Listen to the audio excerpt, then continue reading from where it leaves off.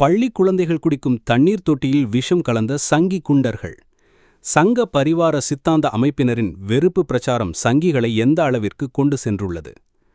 கர்நாடக மாநிலம் பெல்காவி மாவட்டம் சாவடட்டி தாலுகா ஹூலிகட்டி கிராமத்தில் இயங்கி வந்த அரசு பள்ளி குடிநீர் தொட்டியில் பூச்சிக்கொல்லி விஷமருந்தை கலந்த கிருஷ்ணமடார், சாகர் பட்டேல், நாகனகவுடா பட்டேல் என்ற 3 இந்துத்துவ அமைப்பினர் கைது செய்யப்பட்டுள்ளனர்.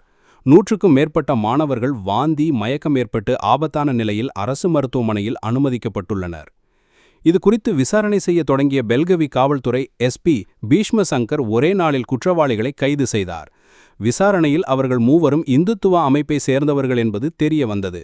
மேலும் குறிப்பிட்ட அரசு பள்ளி தலைமையாசிரியர் சுலைமான் கோரி நாயக் என்ற இஸ்லாமியர் என்பதால் ஒரு இஸ்லாமியர் தலைமையில் தங்கள் கிராம மக்கள் குழந்தைகள் படிக்கக்கூடாது என்று வந்த வாட்ஸ்அப் செய்தியை தீவிரமாக எடுத்துக்கொண்டு அரசு பள்ளி இஸ்லாமிய தலைமையாசிரியரை கொல்வதற்காக குடிநீர் தொட்டியில் விஷம் கலந்ததாக ஒப்புக்கொண்டுள்ளனர்.